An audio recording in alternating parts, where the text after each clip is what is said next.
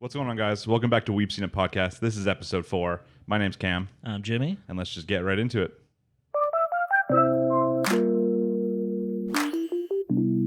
AKA, what's going on? We're back. Jimmy, how was your week? Oh, it's been busy, but good. How about you? Kind of busy and kind of not busy. We talked about this earlier, but I have a wedding this weekend, and it's my wedding.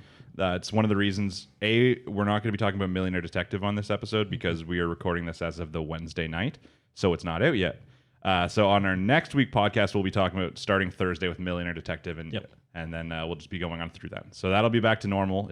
I think that'll be the finale episode. I believe so. If not, there's one more. Yeah, they're always either a 12 or 13. I think all the Funimation stuff. I think that one does it come out with 12 next week? I think it'll be 12 tomorrow? next week, yeah. Okay.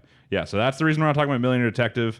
I think that's the only thing we're not talking about today, though. And then if we had any new kind of anime to talk about, like there's still some we're catching up on. We're not quite there yet. Yeah. Which is a good thing because I think that this week's episodes are already going to take us long enough to talk about. Oh, yeah. Just based off how it went. Like I watched almost all of these episodes this morning, just from a business over the last week and kind of saving them up. Plus, I figured, hey, I get to take no notes if I just watch them all today, and they're all fresh in my mind. The only thing I didn't watch today was Uzaki Chan, which means I have no idea what happened in that episode. So Jimmy's going to be walking us through that as I slowly remember it all.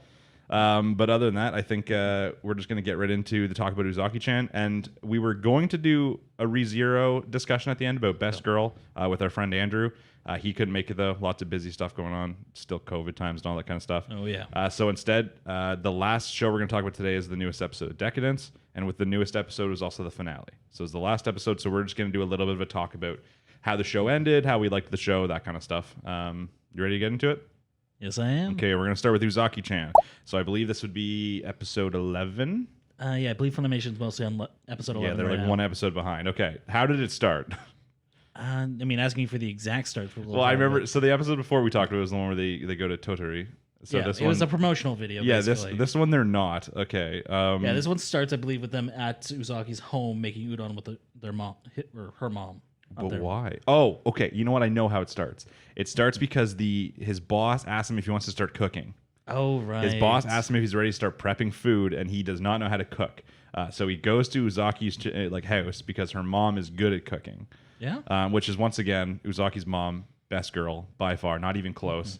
I'm secretly hoping this show turns like 18 plus hentai at some point, and then Uzaki just kind of leaves, and then we get all the things that Uzaki's mom is thinking about. They all happen. I think that's a spin-off series, not the actual series. Well, I heard that Uzaki has like great doujinshi kind of thing. Like I heard they got really good ones. So hey, there better be some about Uzaki's mom. I'm just saying. I mean, I'm sure there are. If there aren't, I would be furious. I've seen a lot of opinions where they're like, I don't really like Uzaki Chan as a show. Which once again, Yeah. if you really hate Uzaki, that would kind of make sense. But they're like, but I really like all the doujinshi on it. And I was like, yeah, I mean, if that's your type. I mean, it works. Yeah, so they go to the mom's house to cook, and then the next like 5 to 10 minutes is just basically the classic. The mom is getting in weird thoughts in her mind about all the. She's basically just like misunderstanding everything going on. You know, he just wants to like pet a cat, and she thinks that Uzaki's offering him to pet her. Yeah. A lot of bad phrasing. Yeah, it's just the same thing that happened basically in the mom episode from like 2 episodes ago, except for now while cooking. Yeah, maybe a little more aggressive on her side. It's like it's more like wholesome at the beginning because she's starting to see that he's not like mean. She's like, oh, he doesn't have a mean face like when he's when he's cooking or that kind of. Yeah. It's only when he's like talking to people. She's like, oh, that's kind of so he's not a bad guy. She's like, it just kind of looks like it. But then it's also more aggressive on like the how far she thinks he wants to go. It's like, yeah, oh, okay. yeah. then. Where's Uzaki Chan's dad? I'd be concerned if I was him because she seems like she could crack just if he made a single attempt. If she has a dad, I feel like they've hinted at it, but I honestly, based on what they've shown in the show, I wouldn't be surprised if she's the one who made the attempt just by accident. yeah, we'll have to read the doujinshi to find out about that. Let's just bring that up right now. Just flip it open. So after they cook, the episode's literally a blank. All I remember is now how they started, and I remember how it ends because it ends with a cliffhanger. Yep. Because we're assuming that it's probably going to end in the next one, maybe one more. Yeah, we really need to look this up before we. We also on the last episode we were discussing how we thought it was going to end, and like we're like, oh, like every single show, whether or not it's a slice of life, it needs some sort of cliffhanger, some sort of hook to make you want to watch the next part. And we're all pretty positive Uzaki Chan's getting another season, especially with all the attention on it. Yeah, just free advertising everywhere. They're not going to let that go. And my guesses were they're either going to introduce a new boy or a new girl or like, you know, something like that. Like, what else do you do in like a slice of life kind of romance focused? Yeah.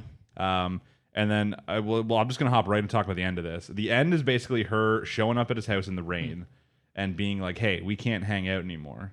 Yeah, which I'm calling it. I remember I read the manga, and I do not remember what happens at this part, which makes me pretty confident this is a red herring. Okay.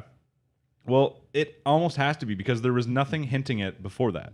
There wasn't like someone comes to her house, we don't see what it is, knocks on the door, and then she comes over and say, hey, I don't want to hang anymore. Like her dad returns and they have a conversation you don't see, and then she doesn't want to hang out anymore. Or they go to a place, something happens, now she doesn't want to hang out anymore.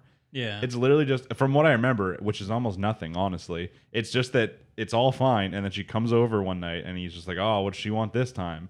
And she's just like, I don't want to hang out anymore. And I'm just like, how did we get here? It wasn't even I don't want to. It's we cannot hang out anymore. Yeah, I feel like it's just going to be it's gonna be blown over in the first 5 minutes of the next episode. Probably. I feel like it's just going to be another one of the things, kind of like the Totri episode, where like she's realizing that a lot of what they do is kind of like romantic, and maybe she just wants to kind of like stop that, and she's like, oh, if we keep hanging out, then it's going to happen, kind of thing. Yeah, which does bring us back earlier into the episode, which I'm surprised you don't remember, considering it was the cosplay section. Yes, okay. They're at karaoke. Yes, he goes for solo karaoke, and they crash his party. Solo karaoke, they make fun of him, and then they crash his party. That was the only time I wanted him to sway a little bit to Ami-chan, because like she seemed kind of into it there. And you know, I respect her because the first time they showed her, she almost looked like she was going to be a competitive love interest, because she's going on about how like attractive he is, but how muscular he looks, which is what she cares about. And you know, I can respect that as someone who, you know, tries to work out and stuff like that. So I was like, hey, maybe she'll be the opposing love interest. No, I feel like if anything, there's going to be a slight hint that maybe her and then his blonde friend will be something. If romances rarely ever go anywhere in anime, let's be honest. I mean, that is true. It's very rare you get that actual payoff. It's normally just very hinted at, like, oh, maybe they got together, or maybe not. If you like the different shit better, don't get mad at us. Yeah, they don't want to accidentally alienate like a half their audience. Yeah, and which is the one thing I'm really worried about for ReZero at one point, is just that they won't want to end with anything specific because they don't want to piss off all the other fans. It's a big concern for what ends. I mean, because there's giving a finite end that can alienate part of your fan base, but there's also giving a finite end that alienates your entire fan base because you chose the wrong fucking character. Yeah, and like that would be like if they chose Felis or whatever. It was like honestly, I feel like some people would be into that. Yeah, like you'd still have like a good chunk of audience be happy with no matter who you pick. But then you'd have like the diehard Rem fans and stuff, and they just kill. Just kill you. I mean, I think the only time people would be truly pissed is if he just says, you know what, screw it, I'm gonna go with Petra or something. And no, I would be down with that. Do you remember who Petra is? Yeah. Listen, her age is very unknown, and I feel like in the first season she's like 5, and now in the second season she's like 18. Like, I don't know what happened. The fuck? She just seems, her and even like the other girl in the show just seem to age a lot. She seems more mature. She still looks like she's 5. You know who else looks like she's 5? Uzaki Chan. That's my segue back in a way that I don't even like. Yeah, we got on a tangent there, didn't we? Yeah, it's just obvious. Our talks are always naturally gravitating towards ReZero because it's so hype right now. Yeah, it was a big one. But yeah, what do they cosplay as? She obviously has the classic anime bunny girl. There was a couple. There was the bunny girl. There was the cop outfit at the end. Yeah, but that was like a lame cop outfit though. It wasn't like a sexy cop outfit. I mean, it was a Japanese cop outfit. It's pretty standard. What else? There was something else. The other one was the Chinese dress. I think was the other one. They both. They both came in wearing that originally. Yeah. Man, I'm always so jealous of like Japanese karaoke, because in in like the West, and when we talk karaoke, it's like, or like if you're going to a karaoke bar, it's literally you have to go in front of like not hundreds, but like 30 to 50 people and sing in front of them, which no one in the world wants to do. I mean, to be fair, I think I can't imagine that many people actually wanting to go to a karaoke bar. Yeah, that's what I'm saying. They're all kind of like trashy bars though, where there's just like most people are just already drunk, and then there's like that one really drunk girl doing like karaoke. But imagine like there was just 4 of us, like me, you know, Andrew, and like Dev or something wanted to go. We get our own room, you get drinks and appetizers sent in, and it's just karaoke with just the 4 of us. Yeah, then the 4 of us could trash and sing songs all night. Exactly, but no one would care though. You wouldn't have that like embarrassment element like trying to hold you back, which would just be fantastic. That would be nice, actually. Jealous. Every time I see an anime, I get sad. Business idea.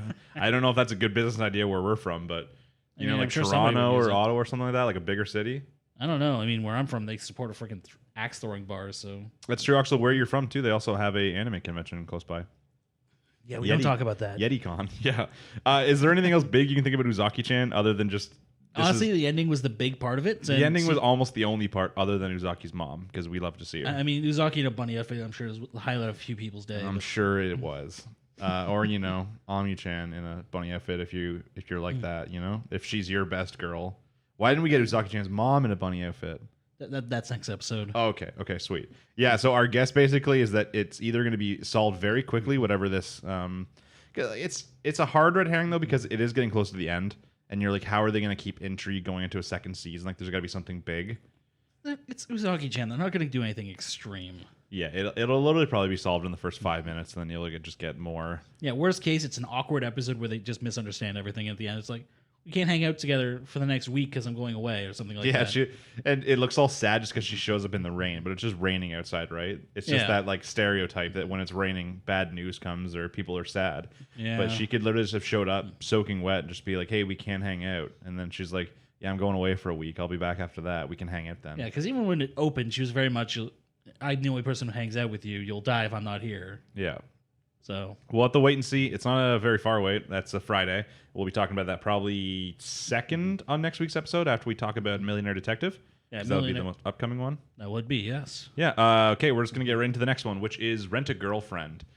So I'm probably gonna be in trouble because I watched this one without Meg because we hadn't watched it yet because we've been so busy and I needed to talk about it today. So I'm gonna start off right now by saying I will almost agree that what's her name?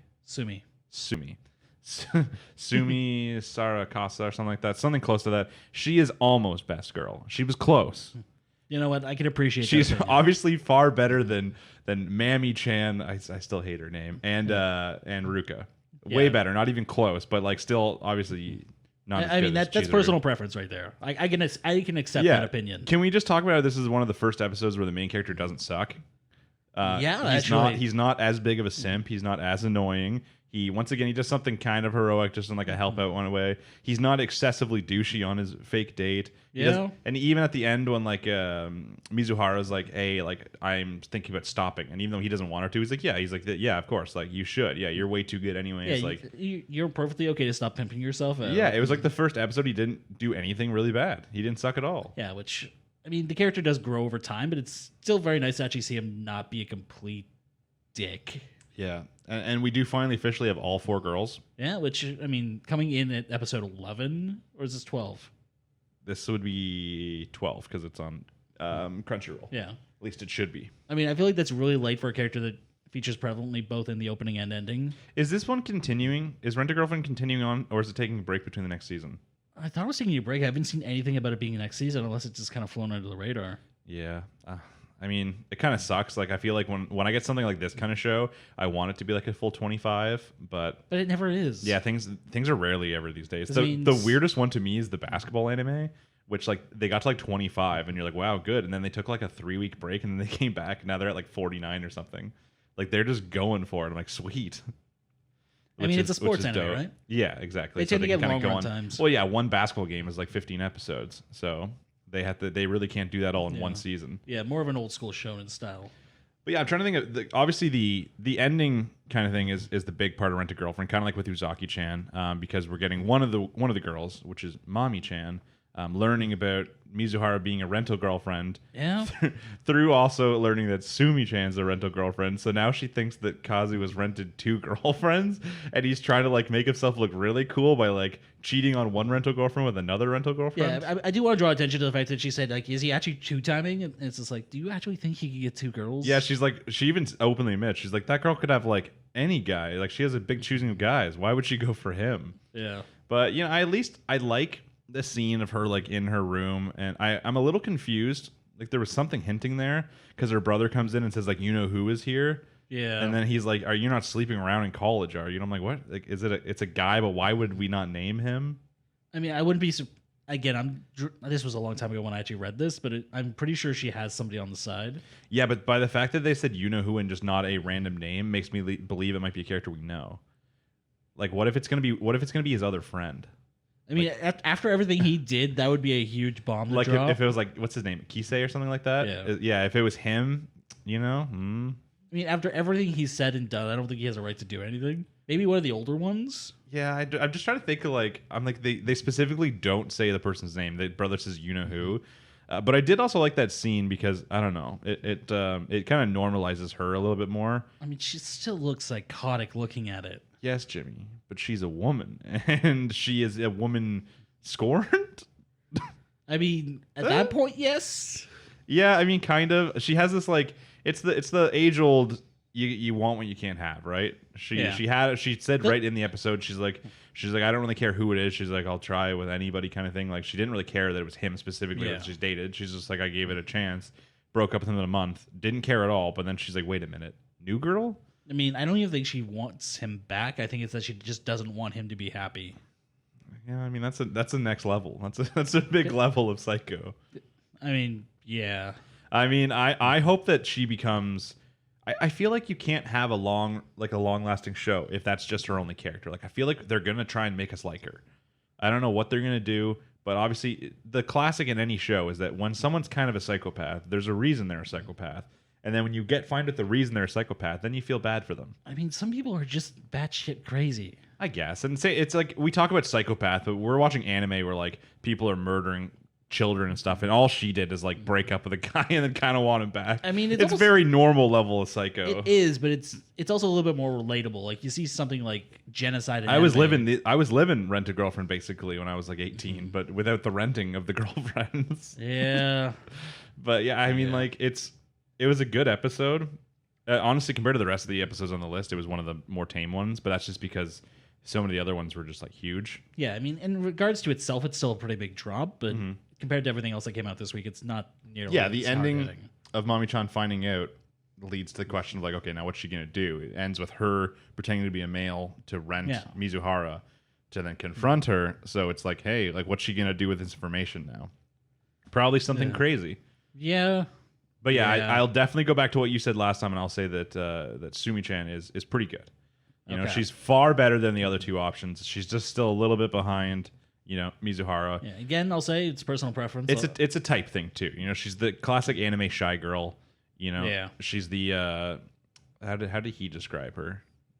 Specific way. At one point, he said flat chested but like long legs. Yeah, it was something specific. Like she's not packing as much as Mizuhara, but I mean, to be fair, as far as anime goes, the show has done decently well at making not excessively unrealistic women. Yeah. Like even if Mizuhara is the one with the biggest chest out of all four of his girls, even that's compared to normal anime. Yeah, it's nothing. So normal anime would have her spine snapping. Basically. Yeah, exactly. It would be. I'm just thinking back to like High School the Dead, like God. the nurse, if you remember that. She shouldn't have been able to walk 3 steps without unrealistic, but yeah, pulling her back. But what the wait is? So Rent a Girlfriend will either be the next episode or the one after. Probably the next one. I have to assume if this is 12. Yeah, I mean, it's very close to an ending point, I think, just based on what happened. I don't think they can draw that out to 2 episodes. Yeah, I don't think so either. And that'll probably take up the entire next episode. And then we'll be done for a little while. Once again, I think Rent a Girlfriend did really well so far, so I'm definitely expecting more. Yeah, it definitely did better than most of the trashier anime that tend to make its way on. It did better than Citrus, I think. And yeah, Domestic Girlfriend. I don't know. I think that one had a lot of exposure. Domestic Girlfriend, a lot of people watched it, but not a lot of people liked it. People like Rent a Girlfriend. True. I mean, it's also not dealing with incest. So. Yeah, that's true. Well, I mean, questionable. For Japan, that's light incest. I mean, you're not wrong. You can be a lot worse in anime. You're not wrong, but it doesn't make it okay. We got to save our incest talk for the hentai episode. There's going to be lots of it for that one. Next up on the list then will be Fire Force. I'm going to start by saying that I did not have that high hopes for this episode of Fire Force, and it might have been my favorite episode of Fire Force yet. It was definitely a lot more than I expected. The visuals, I don't know what they did. The visuals were insane compared to the other one. It reminded me a lot of like Persona. There was multiple different parts. There was the part where it starts with, him getting up from the toxic thing, the guy blow darted him, and then they just kind of kick some ass right there. Yeah. And it goes into this thing where it's like Benny J, like combining their names a little bit, and it goes to like this like Persona looking party screen with like bright colors, and then they walk into the place and it has this shot where it's reversed. They're upside down and their shadows are like bigger, the one standing up, and even like when he says like 52, because that's what he was called, it goes to like a Persona like screen of being like 52 with all these colors like flashing by. There was multiple other times too. just like the whole fight with Benny versus all of the, what were they called? Just like the Temple of Soul assassins or shadows. The name was Holy Soul Shadows. Yes, the shadows. When he's just fighting all the shadows, fight animation still looked good. All the stuff just looked so good. They took all the animation, all the work they've done before, and they dialed up the cinematography. Yeah. And they put a lot more symbolism into the images. It makes me think of a lot of almost Soul Eater parts, which I guess draws back to the mangaka. But it is an excellent episode, and I think overall they did a great job portraying the fights. And it made, like, once again, we obviously we didn't really dislike Joker from before. He was kind of, there was that moment where Shinra first meets him when he goes into like the test and he's presented as a bad guy. I would say it went a little, at the beginning. It started a little bit more like I thought he was going to be the main bad guy for like the first season. Yeah, because it was heavily implied he was behind the Infernals and all and they hadn't shown anyone else, right? He had the bug right there, so they were basically implying that he was kind of behind it. Yeah, and they also implied that he's the one who blew up the house with them in it. Yeah, so it was. I'm still trying. Like he was offering information that he didn't have to, which always leads to the thought of it being more like an anti-hero, like someone who knows, but it's not their fault. Because a normal villain typically wouldn't give information. That is true, but unless he was trying to bait him in. Yeah, he was saying that like Sho was still alive and that kind of stuff. But he was definitely more anti-hero. Yeah. And then as season 2 went on so far, he really didn't have a big part. Obviously, at the end of season 1, you had Licht, which we knew he was on some sort of team. Or he's at definitely least, a third force. Yeah, they were on some sort of team together. So when Licht joined, you're like, okay, like, is Licht like a secret double agent? Is he bad? But then, like, as the show goes on, even you kind of see that, like, oh no, Licht isn't bad either. So that means Joker probably isn't bad. Until we got to the last episode, which was where he calls himself a dark hero. Which, I mean, everything he says is really leaning more towards the neutral side of things as opposed to dark. Yeah, for sure. And then this episode, we got his backstory. It's the classic anime sad backstory. Yeah, which I will say, based on the clips I saw, I actually thought it was going to be Benimaru. Like his backstory? Yeah, from last week when I saw the preview, the art made me think Benimaru. Like, young Joker looked very different than old Joker. Yeah, for sure. Hopefully, still in this like next couple episodes, we might get more Benimaru backstory too. That is true. Like he's the strongest Fire Force soldier. That's a fact. But like, how? I was expecting to see some explanation like for the eyes or some like for the multiple power this types. was obviously the very Joker focused episode. Yeah. His backstory leads into the people they're fighting. He used to be part of their group. He was just called 52, which was the number plus, fun thing about it being also the amount of cards in a deck. Yeah. That makes sense. And he's the Joker, which would the 53rd. I think they have 4 Jokers in a deck, but I mean, it depends on the deck you're playing with. I think poker it's only 1. Okay. Maybe. I don't know. It's been a long time. We're not masters of cards. I'll say that right now. Yeah. But yeah, the visuals were outstanding. The fights were good. His backstory was like a nice classic sad one. He absolutely massacred the bad guy. It did. It was nice to see. It literally, once again, looked like the Persona finisher, like when everyone's knocked down. And then, because it was like, the guy got all cut into pieces, and it like showed him. There's definitely some Persona 5 influence in there, I think. But even like his smoke stuff with the psychedelic, like with all the colors and stuff, it all just looked so good. It was really well done. The visuals were definitely the most insane ones they've had yet. And Fire Force typically already has really good one. Yeah, I'm not going to lie. When the psychedelic parts started kicking in, I was a little bit irked by it at first, but it grew on me. Well, Fire Force typically has a standard color scheme. Like, it doesn't use... It has a lot of, like, pink sometimes. Yeah, pink, red, orange, warm colors. It's got typically the exact same color scheme. And then this was, like, bright yellows and blues and stuff are coming in, which we're not used to seeing. We do see the blues, but it's usually a highlight color. Yeah. It's this like one had some people have like blues in like their fire or something like that, but yeah, or even just the uniform has the big blue stripes on it. Yeah, but this one had a lot of greens built in, then the Joker colors and clowns. And he like duplicated himself, or at least it looked like it. Chopped the guy's arm off. The guy got goofed. Yeah, good episode. I liked his backstory. It had some character to him that I didn't think we were even going to get. I thought they were just going to maybe skim over a little bit and just be like, he was bad, but now he's good. But give you a few little hints. I mean, I feel like they went really dark with his villain to really make you hate him. They, the biggest thing about the episode really was there was at one point he was shown as like a kid and he escaped and he didn't have, like when he was a kid, he didn't have like an eye patch or anything like that. He had full 2 eyes. Yeah. And then he escapes and then he lands and the people are like, hey, we found this kid outside. He's got an eye patch. While he's running away, he even mentions the first commander or whatever, the fire division force. He mentions something about like how he can feel him nearby because it was when Shinra's house burned down. Yeah, he was running towards the light or something like that. Yeah, and then obviously you realize that they both have opposite eyes. Yeah. And then at the very end, he comes in, which leads to multiple questions because it was like we thought he was they kind of red herringed us thinking he was a bad guy at the beginning. and then they kind of like reverse it, like, oh, he's not a bad guy. Like later, like he's not bad. He just knows Yeah. all this information, and he had his own reasons for not telling. Right. And now you're like, wait, is he a bad guy? Because he's down with the people from the Temple of Soul. You know, but he just fought the Temple of Soul, and we always knew something was up with the commander of the first. yeah. So That's what I'm saying. Like, but I wonder what the whole thing with their eyes are. Like, I'm curious it's about definitely that. tied to Adolo. There's something going on there. It's got to be. That'll be an interesting, because at the very end, he's just like, hey, he's like, oh, I had to save. He didn't use his final card because he's like, oh, I got to save my final card to fight you. And you're just like, oh, who's you going to be? And as soon as they showed the shadows, like, oh, yeah, it's definitely the first division captain, especially with the whole eye connection. And then he walks in, you're like, oh, good. Yeah. Are you bad again now? Who knows? Yeah, they do a good job keeping you on your toes with the whole morality of the series, which is nice to see in shonen. I mean, it is a very classic anime. Religion is bad.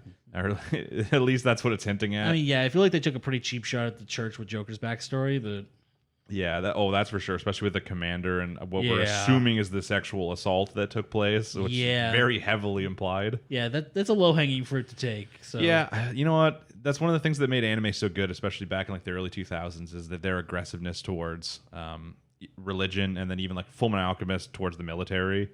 Yeah, they don't mess around. Stuff like that, like that wasn't as big then, but think about in modern times about, you know, like all the different protests against police forces, all the stuff going on in China with like the military government. That's all big stuff now.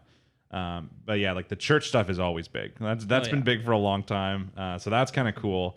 I'm just excited for the next episode. We're gonna get another Joker and Benimaru episode. I think we are. They're probably going to cut away to Shinra for a little bit. They have to, because we literally didn't see any Shinra that episode, and the one before was such a small amount. There's no cutaways. There was no alternate, like, this is going on at the same time scenes. That's one of the reasons the episode was so good. I was so like engrossed in it the entire time with the visuals and the action and the story.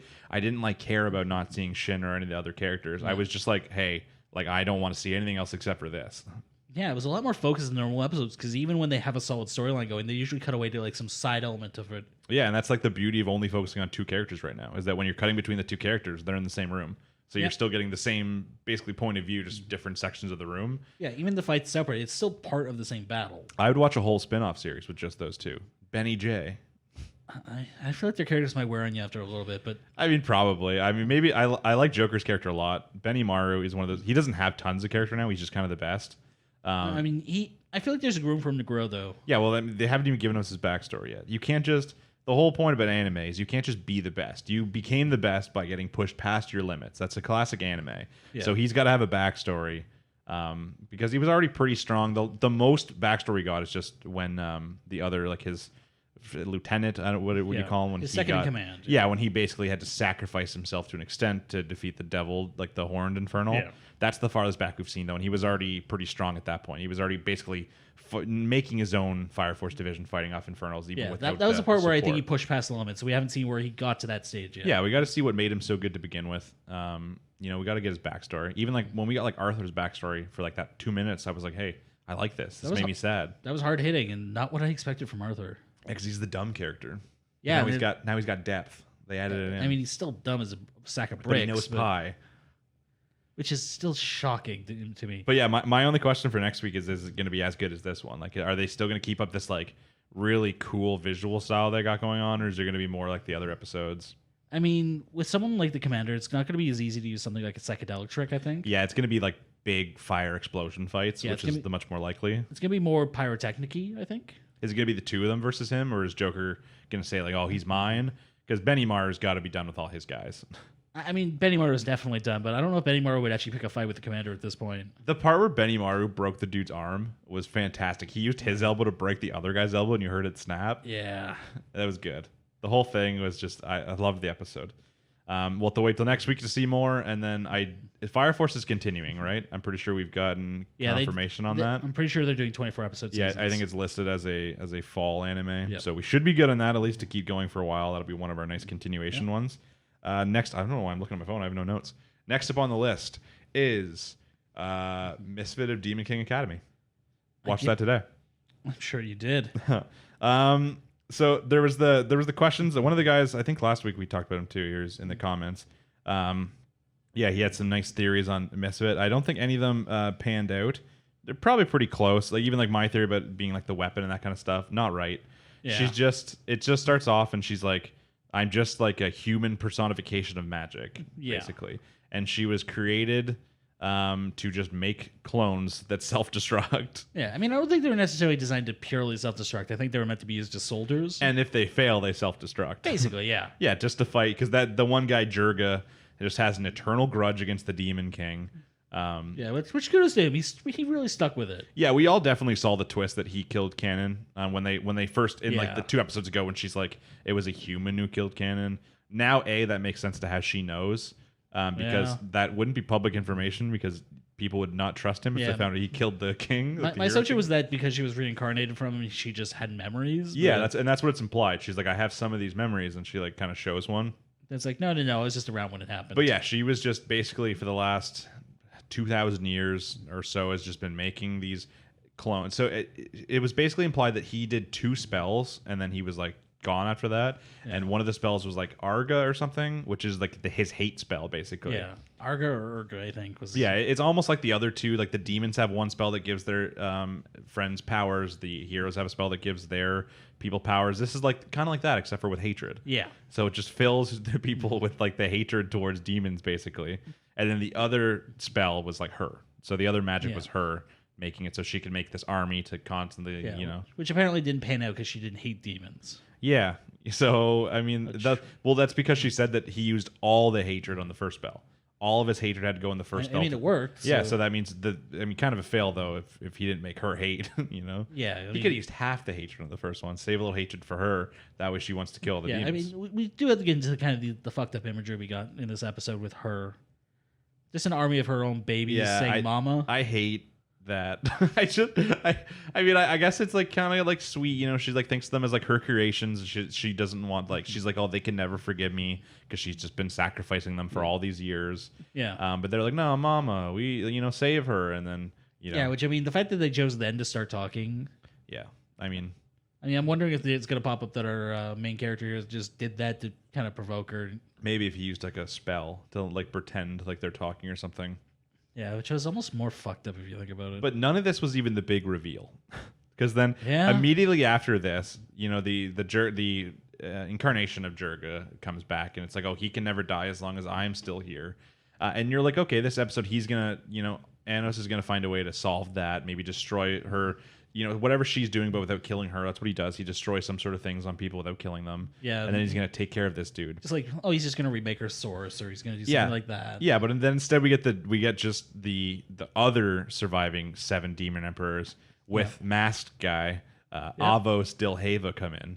And then immediately, one thing about most shows, but especially anime, if someone's masked, as in you can't see them, you've already seen them. It means you've seen them. So there's no denying the question was, who were they? So we'll get into that in a second.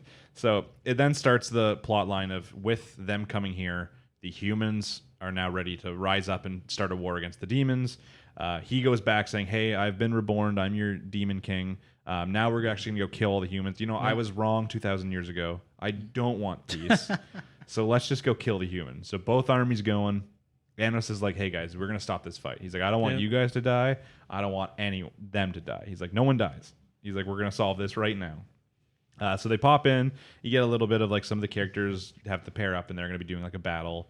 A little sweet thing with Lei, him and the one girl have kind of like a little relationship going on. Yeah. He, in a sense, proposes by taking the necklace. No, it's not in a sense. He literally proposed. Yeah, I wouldn't kiss her, though. A little bit of a cuck move, but I mean, whatever. I mean, like, we don't know the culture. Like, maybe that's a thing. I guess. I mean, they're in high school and they're proposing, so I'm assuming we're in like that medieval kind of, marriage sense. Yeah, so, or he's just really, really clingy. Maybe, yeah. So then at the end, obviously, the big thing is that it's going to be Anos versus, what's the false demon. Yeah, what's this for Avos? Is it Avos Dilhelvia, yeah.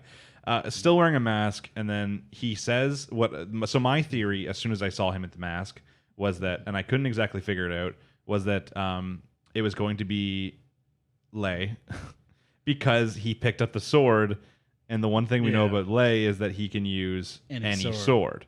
And I was like, he also vanished, and then it gets to the scene where he's fighting, and then she's like, hey, he's gone. And this is right before he's encountering him. I was like, oh, God. I was like, this is Lei. Yeah, and then you even had the little sparkle around his neck just to kind of give it all away. Yeah, because you're like, you see him as he, like, goes to, there's, like, something on his neck, and then it seems like Anos discovers something and he calls him he's like, oh, hero cannon. And I was like, okay, that makes sense. I was like, I don't understand why the hero cannon would want to make a demon army to fight. I was like, I mean, I'm pretty sure it's because humans stabbed him in the back. That's true, but he's supposed to be non-corruptible. Yeah, he was wrong. But then, then he takes off the helmet and it's Lei, which opens up tons of questions. Yeah, like when did he remember that it was canon? Was this like? Yeah, we've already had but we already thought pretty hard that he was the reincarnation of, I don't remember what his name was, but Anos' friend who could use any weapon, who was like his best swordsman. Yeah, that is a very good question. That was very heavily implied. So now I have so many questions. Maybe it's not canon. Maybe like one of Caniston's source went in. It also has the swordsman's source. Maybe there's some sort of mixed sourcing. Yeah. The show does not care that much about lore, so we don't know exactly how this works. Yeah, they did talk about how there was the 6 demon lords that were fused with his enemy's source. Yeah. So if the last source was fused into Lei, that would make some sense, I guess. Yeah. But wouldn't he have noticed that at some point? He probably did. Maybe he was just pretending this whole time. I feel like that's a long game. That's what I'm saying. We've already had kind of, in the Lei focused episodes, we had this twist where is he bad? Is he good? And then you kind of get it. He's like, no, he was just kind of being controlled. He was trying to save his mom, that kind of stuff. Yeah. But now we're back to the, oh, wait a minute. He has to be bad now, right? Yeah, unless he himself has some super long game that we're just going to get dumped on us in the last episode. But also in general, the Avos Dilhevia thing was like, that's like the long game plot. That's like, I thought this show was going to try and stretch over another season. That'd be like that season. This one, they just deal with like the human stuff. But if this gets solved now, what other plot do they have? I mean, I don't know if they're going to do another season. Yeah, if they did another season, I guess they could just make plot up. You know, like a new guy comes in. He's like, no, I'm going to be the new Demon King, or a new hero rises. They can even just go retroactive and go back to like before the original plot happened. Where they could show like the first war. Yeah. What leads up to the Demon King being like, nah, you know what? I do want peace. I've changed my mind. Yeah, show what actually made him think, you know what? I'm tired of murdering this guy over and over again. Yeah, plus then we get more canon. He seems like a cool guy, you know? Yeah, I mean, we lose the current characters, but I don't think they're that special. Yeah, it's just a bunch of his waifus, basically. It's a generic... He literally has a fan club. Yeah. So the episode was still good. Like, there wasn't tons of action, definitely compared to the other ones. But, you know, at least the big reveal made the episode. Yeah, that which was funny, because I thought the big reveal was going to be more about, like Eleanor... which was like the first like 5 minutes, and then we don't even care about that anymore. We're like, no, we're on new stuff. They kind of skimmed over that when it was such a big hook at the end of the last episode. Yeah, well, because like it starts off with her being like, oh, like save me. He's like, I will save you, and then you're like, okay, here goes the army. But then he has to leave because everything else going on. So now they still have the army of self-destructing people. He's not really saving her, but I guess he's gonna try and do it all at once. Probably knowing him. Knowing him, yeah. So we're gonna have to wait to see next episode exactly what happens. Probably the finale. Maybe forever. We'll have to wait to see at the end of the episode. Yeah, you never really know with anime until you normally see like the credits. Like, you know, sometimes they give you this is over. Sometimes they don't. I mean, again, there's been a few series where like 3 years down the line, it's like, hey, we're getting another season. It's like, I thought you ended. Yeah, it just all comes down to popularity. Yeah. Whether or not it was a show built for one season, but then it's really popular. They basically will force them to make another season. So even then, there's some shows that did really well that were really popular and were built for another season, like No Game No Life. I was going to mention No Game No Life. It literally ends on a cliffhanger, and then they're just like, yeah, we're just not going to make another season. Yeah, I don't know all the interworks going on in the anime business, but I don't understand what happened there. I'm sure there's been a lot of speculation over years. I don't know. Maybe an issue with sponsors. Maybe they couldn't. Maybe they got a movie at least, so good for them. Oh yeah, I forgot about that. Yeah, they got something. So yeah, next week more Mr. Demon King Academy. Probably the finale. Might be not the only finale we talk about, depending on how everything there's a couple things out. ending next week. Yep. And the next one is probably going to be one of those, which is the newest episode of God of High School. Yeah, this was also a big episode. Not how I thought it was going to go. Yeah, there's a lot of drops. There was a lot of twists. I just want to remind myself, you, and then everyone who's watching that this was a show about mixed martial arts. This show started with just cauliflower-eared young guys who are good at fighting, and they're in a tournament. I mean, you got a cool wrestler lady, a guy who reads books while fighting. Yeah, I do like how they just got completely cut out of the series when they were like in the opening so prevalently. Yeah, and some of the stuff, okay, so one of the things, like while they're using their Chayak power and stuff like that, you can kind of imagine that like to the audience, they're regular kicks. We've kind of talked about this last time, but one of the guys in this uses a mass teleportation. How can you possibly explain that in a sense? I don't think they do. I think people just accept shit as weird here. He teleported all of the capital of Korea. I don't know what the population of Seoul is, but it's got to be pretty high, and he insta-teleportated them. Yeah. Also, I really liked his character. He was actually a lot cooler than I thought he was. I thought the plot behind the dude with the grandpa was going to be the grandpa's a dick. Yeah. Which is why he fought to make his grandpa proud. But no, he's just a really nice granddad. His grandson wanted to make him proud. He's one of the 6. He's a nice guy. He loved his grandson. He just had to deal with his grandson being dead. He's like, I'm going to get revenge. And then he comes out being a fucking magician. Granddad is fucking pissed and you're going to die. When he was walking out of the hospital and he's like, I'll get my revenge. And he had something in his hand. I thought it was like maybe like a smoke, or I thought it was like something. It was the conductor's wand. Yeah, it was a fucking wand. I was like, well, this guy's just... And he talks about alchemy. What was it? His name was something... That was almost sounded like English, but it wasn't. It was just Korean in a way that sounded like English. Oh my god! I think I just called him Granddad in my notes. I'm so mad at myself because I actually liked his name. It was really close. It was almost like one of them was almost Joshua somehow. I will have to look it up after. Yeah, we'll check. But he was a cool character. The general plot line is that the key has now been discovered. Shark Boy. Which not sharks now, just weird people boy. Yeah, I was gonna say, like, he just got like a second power randomly. Yeah, because it was definitely more sharky before. Yeah, it was like shark and spikes and death. Now it's like, oh, I use the impoverished. It's like, what? I also thought when they first started showing his backstory, I thought it was the backstory for the dude who died, the guy with the grandpa, because they looked similar with the blue hair. I thought it was and the lead-in too. It was right after the grandpa thing, so I thought we were getting the backstory to how he kind of met his grandpa. And and it's like no. But this is actually other guy. His mom's a bitch. Yeah, this is why he's an asshole, which I don't think is completely justified. But no, yeah. So his backstory for why he's an asshole is that his mother sold him basically to a man who wanted to pass on his knowledge and power but he was missing the right suitor basically. Yeah, he specifically said, I don't care about lineage. I just want someone who can learn. Yeah, so he bought this grandson off the mom, and he's like, hey, by the way, your mom's a loser. And then he taught him everything he knows. He, like, weirdly absorbed his father. He, like, ate him with his powers. Maybe that gave him more power or something like that.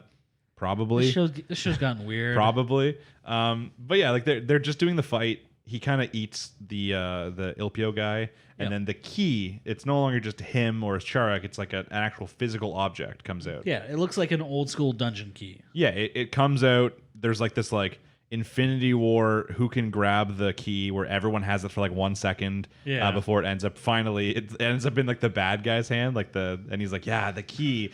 And then fucking Jin just comes in and kicks him and is like, thanks, I'll take that.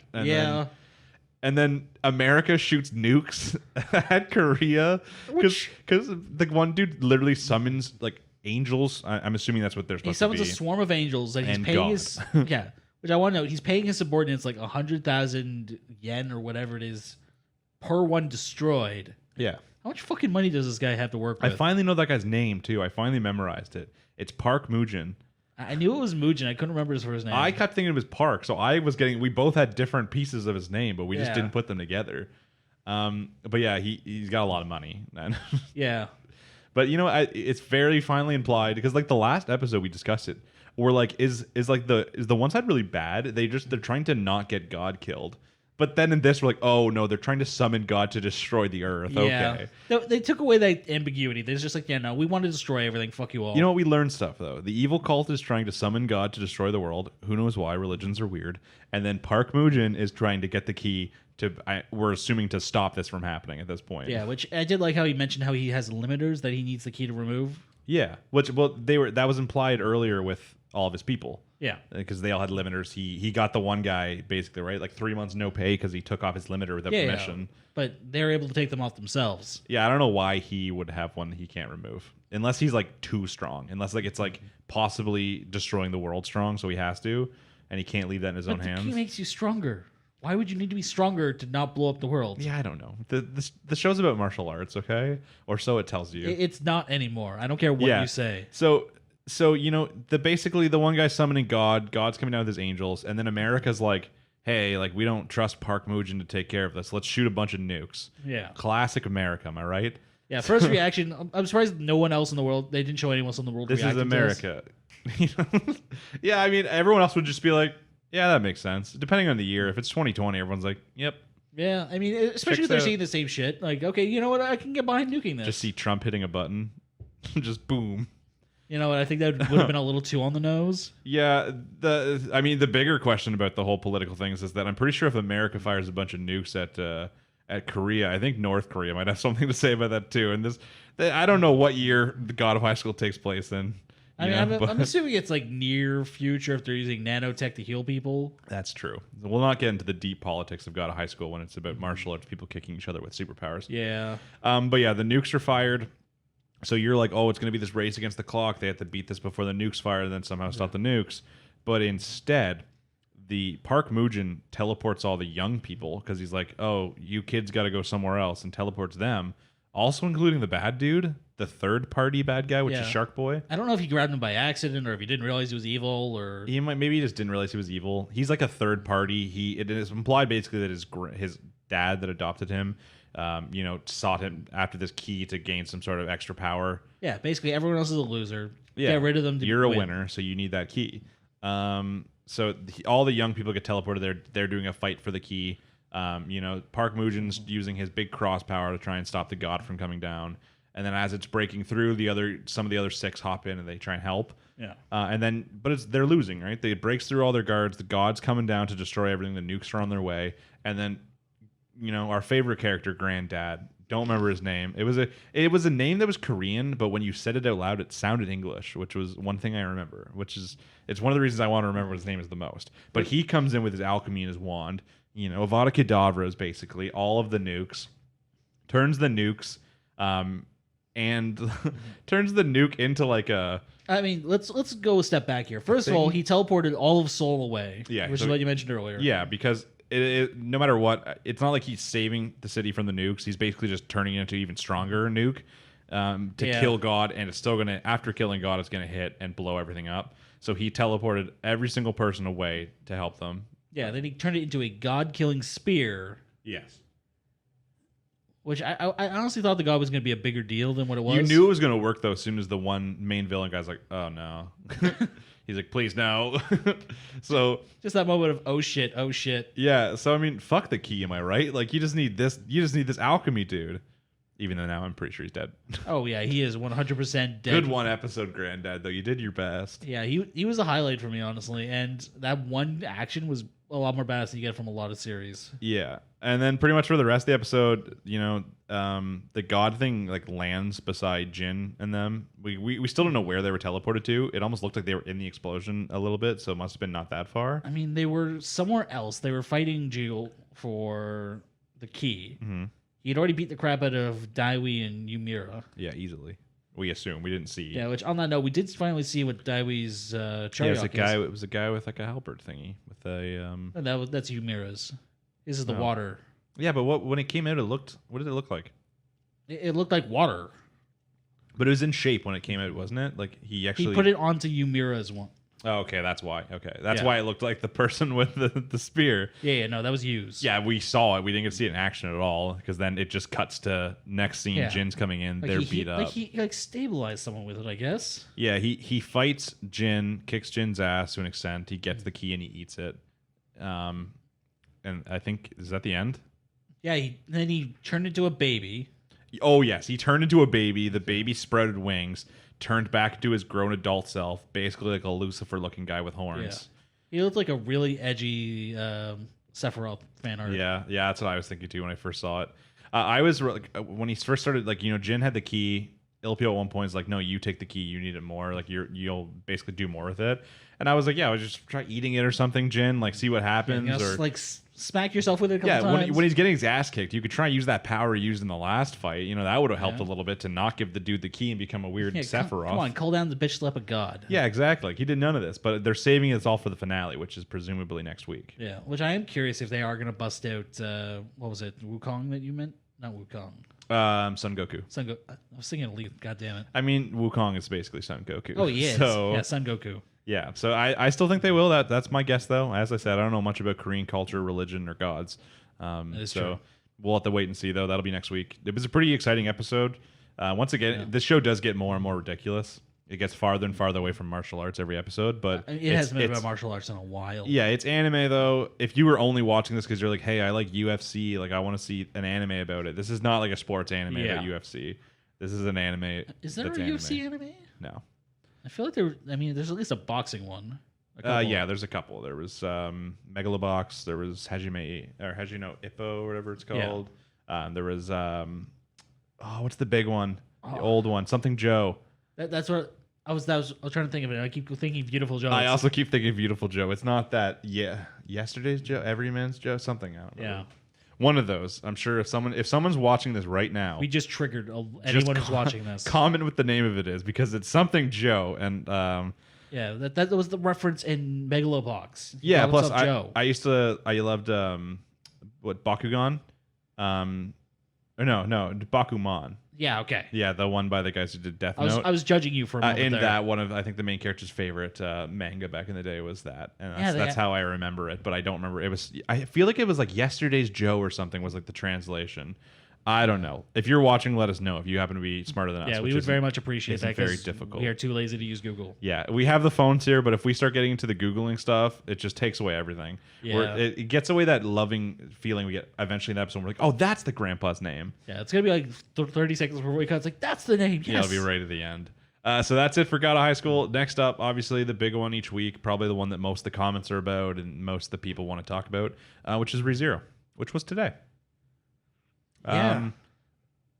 I actually, it's compared to a lot of the other, at least for the starting, compared to the other episodes this week, I thought it was much less. Like, I thought it was like a more tame episode. Well, I mean, last episode was pretty big in what happened. Yeah, and like even like when I was thinking about this one after, I was like, well, like stuff happened. I was like, but not like anything surprising, at least to us as the audience. I think it was more a lore dump for Subaru.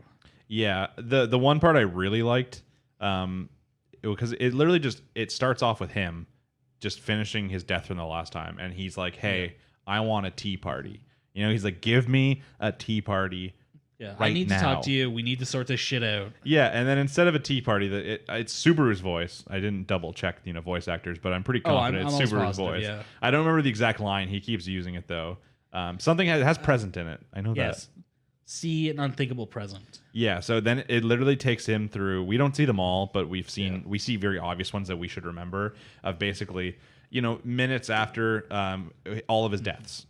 And it doesn't take them in order for him either, but I feel like it hit like the most notable ones. Yeah, like one of them ones, for instance, he's at the bottom like a spiky cliff, which you will remember in like the Rem bad arc, where he jumps off, and then there's like a lot of ones, like the one where he's decapitated next to what is a giant puck. We haven't been told, but I'm pretty sure the world's all. They come out and say it's Puck. Yeah, so next to him and Reinhardt was his name. Yeah, Reinhardt. Yeah, the hero.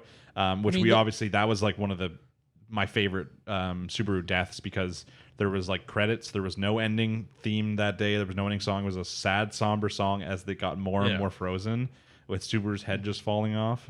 Yeah, that was a lot of symbolism. So yeah, we get to see these like fun little parts, like where it's been 3 episodes now where I still cannot remember what they call her, the girl who. Echidna? Is it like the disemboweler or something? Oh my god, yeah, it's something like that. It's something like that. That's the what I've been thinking. Dismemberer or the It's disemboweler. so close to that. But it's like her just killing them all in the room the very first time, and she's like, "Oh, well, that was an easy contract." Yeah. And she's just like leaving. Like it was like these cute, like you get cool little, very small information dumps. Yeah, even that was more like that wasn't very satisfying or something like that. Yeah, but like even thinking like the Puck thing after, where he just explains, he's like it's both, it's equally my fault and his fault, implying that it's Subaru's fault and his fault. Yeah, because he no, it wasn't Subaru, it was Amelia, because he said it was part of our contract that if she dies, I freeze the world. Yeah, but I feel like he implies that it was partially Subaru's fault for like not being there, in like that sense. But yeah, because I like when he first walks in, it's like, oh, it is him. It's like he didn't know that he'd died by being too close, but then he knows it's him. He's like, oh, it is, and then Reinhardt shows up. There's something I do want to bring up before I forget. Where the fuck is Puck? He's got shit going on, man. He's like, yo, Subaru, you down to watch her for a little bit? I got plans. Yeah, I got spirit plans. A bunch of important shit's about to happen. He just fucks off without telling Amelia. Yeah, and that's a lot of her like sadness in this. Yeah. It's just like the lack of Puck, because you got to think about this, like they have like a pact, and this pact is so important that like if she dies, the world dies. Yeah, and then he fucks off. He just vanishes for a little while. Like, because the other thing too is that it's like implied that she's died in some of these like more recent deaths he's had, but nothing. There's been no world freezing because Puck's not there. So like that's probably why he told Subaru to watch her, kind of thing. Do you think Puck knows about Subaru? I almost think he has to at this point. It's very likely, at least as in a spirit, some way. he would kind of be operating at the same level as Echidna, and Yeah, you never a spirit. For all you know, a spirit has like the power of knowing like age or something like that. And maybe Subaru still ages in these things. How do we know? I mean, that being said, we do see how Beatrice reacts, and she doesn't know about it. So yeah, that's true. She also loves Puck. Yeah, that's a whole other level. We're supposed to just assume that's because she's a little girl and she likes cute animals. But yeah, I'm not touching that with a 10-foot pole. Let's just remember what she is too. A 10,000-year-old spirit. She's a spirit. Puck's a spirit. Old, yeah, 400 years old. But yeah, most of the episode, other than seeing all that cool stuff, is basically just a witch hangout. Yeah. So you get all the witches. You get Echidna saying, "Hey, Subaru, let's make a deal." And then as the audience, the last whole basically season 2 was like, okay, Echidna's not that bad. Yes, she's a witch, but she's kind not of that bad. taking over the best girl status for a lot of people. Yeah, which worries me because we've been getting very little Amelia in what most people thought was going to be an Amelia-focused season. Yeah, and even then, what we've gotten is we've gotten her breaking, we've gotten her mad, and we've gotten her going yandere on us. Yeah, and Echidna, she's just always kind of nice, so easy to like. But obviously, even as a fan, as a viewer watching, that she's got obviously more plans. Oh yeah, she's a witch still. She's still bad in a sense. And like her bad wasn't even bad, but it's basically just it shows Subaru. It's like reminding him that she's not a human. Basically in the sense she wants to make a contract where she will help him all the time. She'll give him the advice to get to the better future for him. All that kind of stuff. But even then, she says there will be sacrifices along the way, which makes me really think that she's perfectly okay with murdering everyone he cares about as long as he doesn't actively stop it. And for the cost of it is just like it's not like a heavy toll technically. It's just she just wants a little bit of taste of everything. She wants him. It almost implies like she wants him to use his powers to do and see more. Yeah. Because the whole thing is like greed wants to see everything, do everything kind of thing, and you can't do that with most people. Yeah. But Subaru can in a sense. Yeah, he can check out every possible ending effectively. Yeah, he gets a lot more information in his life because he gets a lot more life than regular people every time he dies. Yeah. So it's like it's a little off-putting. First of all, Subaru dumbass, right? He should know by now. He was going to accept the contract without even asking what. Yeah, I know. It's a contract. A contract is something that's supposed to benefit both people. It's not a gift. She's not like, hey, I'll give you this gift if you touch my palm. Yeah. It's a contract, and he doesn't even ask what the price is. I mean, a lot of what he does is him jumping in head first because he's assuming he can reset it. I know. So I don't think he even thought about it. With like my favorite's when the other witch comes down. She's like, you didn't even ask.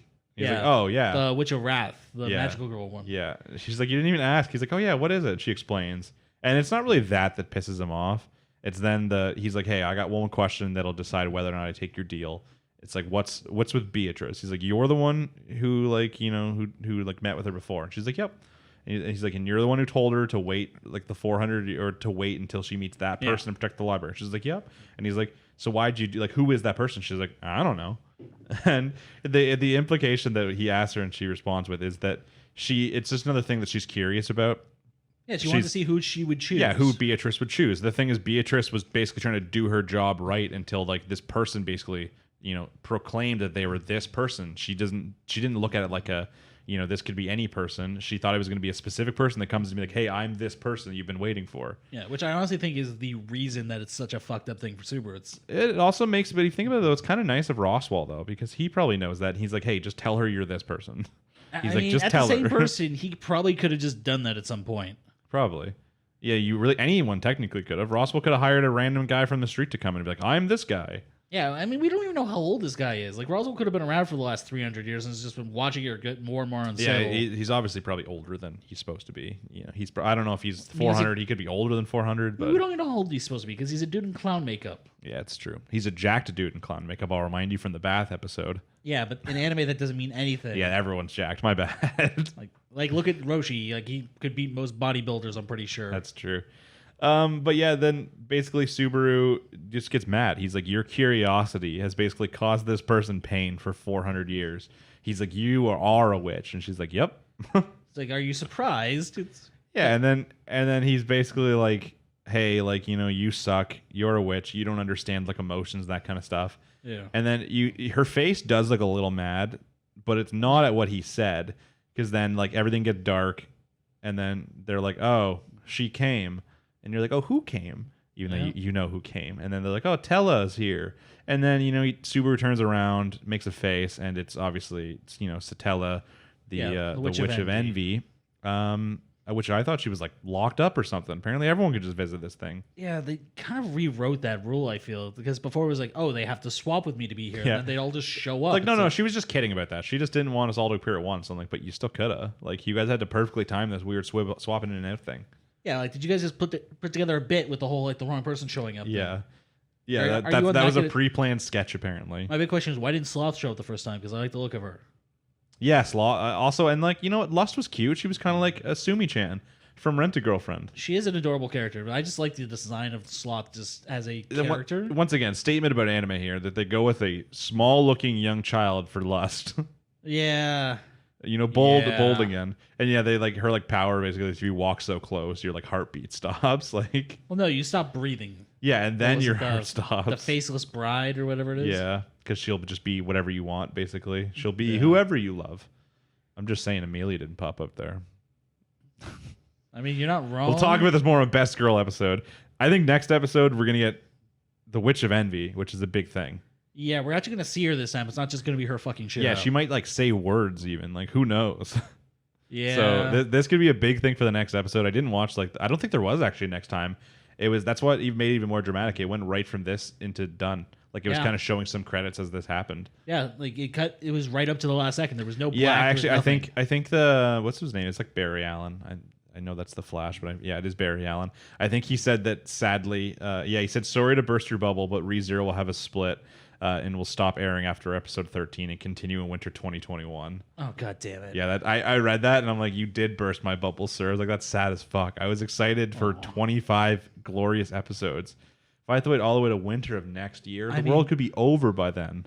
I mean, the way it's been going, it could be done by the end of this year. Yeah, it's true. But that's sad. God damn it. But yeah, the season's been really good. If that's true, that means the next episode would be the final one before the break, which would make sense. Yeah, but the thing is, if they're just splitting it, we're probably just going to get another cliffhanger. Yeah, 100%. Yeah, no resolution. Yeah, no hard if ending. anything, just the episode where the Witch of Envy comes. If anything, I thought they might have ended on this one because they're like, they don't want to show the Witch of Envy yet. They want to save that. But If I tune in next week and there's just no episode, we're gonna be devastated. It's gonna be so weird. As I say, we're waiting for fall anime to start that. But like, a lot of our ones on this list are ending, which is gonna be funny. But if there are ever any weeks where we have a lot less anime, it just means our topics will just be longer. So we'll have more discussions. We've kind of been keeping our discussions short to match like the time of the episode. But yeah, if there's a week there's only 3 things to talk about, we'll talk about those 3 things, and then we'll have a nice long discussion or 2 discussions or whatever people want to see. But that's pretty much it for ReZero for this week. The final show to talk about, which is fair because it was also its final episode, was Deca-Dence. So very final one, not very heavily implied. We're not looking at a season 2, nothing else. oh yeah, that was definitely a hard resolution. Yeah. So at the end of last week, we basically discussed that we thought it was going to be like a Power Ranger trigger fight. I mean, you could argue maybe it was, but not really. It wasn't a straight up mecha versus kaiju fight. Yeah. It was almost over too quick for that. Yeah, it was. Which I like, especially for a finale. I would much rather have a story resolution than like a big fight. Oh yeah, I mean, in a lot of ways, I do feel it was very much a trigger ending, just the way they did it, though. You know what? They did resolve all of my questions from, because last week I said, how are they going to resolve this? Because there's all these different, like, yeah, even if they kill the Gaddle, which is I thought was going to be half the episode fighting it, I was like, they then have to solve this whole like almost like political, hierarchy thing going on with the robots and the humans, and I mean, I do feel they skimmed over that a bit. They did. They gave very brief answers to at least satisfy you, in a sense. This is the end result. We're not going to tell you how we got here. Yeah, it was too busy it's too much work to explain that. They didn't have enough time. If they had one more episode, maybe, but then people would have complained about the episode probably. I mean, so they did what they could. It was a fine line they had to walk. I don't condemn them for what they did. Yeah. So story-wise, real simple. It was basically just that, Kabu, he does kind of have to talk to the system to convince them to give him administrative access to a Deca-Dence. And the system's not really fighting him. They're just like, you're going to die. Like, it won't work. He'll die. And he's like, hey, I'm going to go past my limit. And the system's like, okay, you're dead, though. And then the system gives him administrative control because, like, why not? You're just going to destroy it anyways. Yeah, it was very much like, it doesn't matter, so go nuts. Yeah, you have nothing to lose because even if he fails, they still just shrink the space. They get destroyed. If he succeeds, they don't have to shrink the space. So there you go. So he, after his little struggle, he takes control of Deca-Dence. He, fires his little new rocket thing, which all the old pieces of Deca-Dence were kind of gathered up and used to form a weapon. Yeah, they got more than they thought because everyone went, oh, it's closing, we have to log in, which is a very true thing about MMOs, I think. Yeah, it's very true. Like, the moment a game's going to close, that's when they get the most subscribers ever. Yeah, and once the news comes out on all like the MMO news sites, and someone says like, "Oh, I should probably go in one more time." Yeah, check for out my old old time's character. sake. I mean, I sank a ton of hours into it. Might as well. Yeah, so a lot of the people log in. A lot of the humans help too, and they're gathering all the pieces to go on Decadence to form this like drill weapon. Very Gurren Lagann. And then they shoot the drill at the Gatl. It doesn't quite kill him. But then don't worry. Kabu's like, oh, all's not. Don't worry. I'm going past my limit. And then he like releases his limiter on Decadence. That's a thing. Yeah. Which, I mean, I guess the limiter is on the actual program, not the machine. So I guess it makes a little bit of sense. Yeah. So he releases the limiter, and don't ask me how he killed it. Yeah, because the whole problem was like we needed more power. It's like, well, we're out of fuel. They're completely out of fuel, and then it just explodes. Like he's like and like it flashes, and then it just explodes. Like it's not actually told how he does it. Yeah. But I mean, whatever. It explodes. It's dead. All of Decadence just collapses right on top of Kabu. Natsumi and some of the other humans and Jill, I think, some of the other robots. Yeah. They come in. They find Kabu. He's dead. They say like a nice little word. Natsumi cries. Yeah, I don't think any of the humans went with them. It was just Natsume. Was it? Okay, I wasn't sure if what was her name? It starts with a K. The other lady. I wasn't sure if she was there. I want to say Kali, but I know that's wrong. Yeah, no. But yeah, I was about to say Kunoichi. That's just Lady Ninja. But yeah, so they go there. He dies, sad, and then you get the 3 years later time skip, where it's just like now the robots they're still up in space, but there's some that live on Earth now. Yeah, they turned Decadence into a city, which is also an entertainment facility. Yeah, so there's games they play now. There's some of the old humans who worked, since there's no more aggressive Gatl. They're not really fighters anymore, so there's some working in like the food industry, some are doing the games. Yeah, it's then showed that they do have a Gatl petting zoo, which then I'm also assuming that they're also growing Gatl for food, which answers the question of how they'd get food. I mean, that does make sense because I don't know if Gatl were naturally aggressive. Yeah, it seems, other than this one, because he had to be like the one in the episode because it was like extinction. Oh yeah. But yeah, in general they probably weren't. It was like the chips controlling them too. And now all these ones are maybe made without chips, or maybe they're still made with chips. To set the docile, they're not told. I mean, that's kind of a twisted thing if you compare it to like the food industry. Yeah, I mean, the food industry is twisted, so I guess it works. Yeah, I guess it's a pretty on the nose metaphor. Yeah, and then they're living happy. The guy, the Kabu's friend, who before was like in charge of Decadence, he's now like they said something about he's like administrative. Like, yeah, he's supreme administrator, so he's top dog. Yeah, so he gets to make shit happen. So he's doing his best to mingle all this stuff together. Yeah. It shows Natsume. She's doing tours.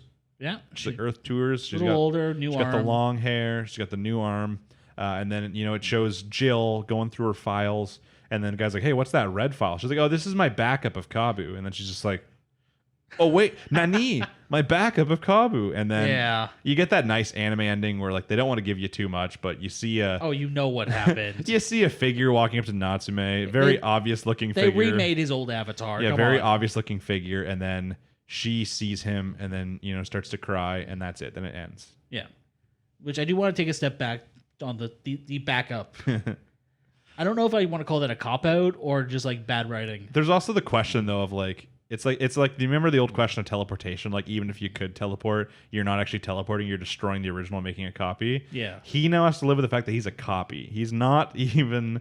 I mean, he was an android to start with. I think he kind of came to terms with that. Yeah, I guess he also wouldn't have the memories of the Decadence. Yeah, his last memory would be him laying on the ground with Jill screwing around with his internals. Yeah, but I guess that's fine. He still liked. He still had Natsume at that point. They were still close. Oh yeah. I don't know what relationship they had. I don't want to get into that. That's a hope father-daughter thing. Yeah, that's something for the doujinshi to answer. Yeah, that's not our question to answer. But yeah, that was the end of Decadence. Good episode overall. And for our discussion today, since we're already on the topic, we're just going to talk about a little bit about Decadence as a whole. Yeah. Because as I said, we're not doing the ReZero thing today. We're going to save that for next time, which will make sense because that'll be post the sad ReZero break we're going to have to get. Yeah. But yeah, when we first did our first episode, we talked about Decadence. I think we were like, there were 9 episodes in the show then, maybe 10. Yeah, we're pretty far in, yeah. And we gave some of our starting opinions on it, but now that it's ended, we can maybe have a little bit more to say. Yeah, true. A little bit more retroactive. Yeah, ending didn't get as triggers, I thought, which is nice. Which I think is something nice. Like Studio Net did a good job with this. I hate their name. Studio Net. Yeah, after what they've done in the past, I'm actually really looking forward to see what they're going to do in the future if they do more like this. Yeah, I mean, I'm sad that it's not a show that's having multiple seasons, that they're not like making a world out of it kind of thing.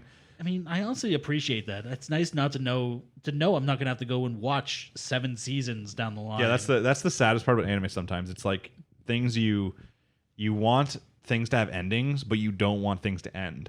Yeah. You're like, man, I love getting like concrete endings in anime. So you're like, hey, this is done. I've seen this all. You never get them, but yeah, you rarely ever get them. But then when something you really like is ending, you're like, I don't want this to end though. So it's like an inner, conflict of like, hey, I want this to have an ending. Yeah. Like I like when a show just starts, finishes, and you're like, you can remember the whole show.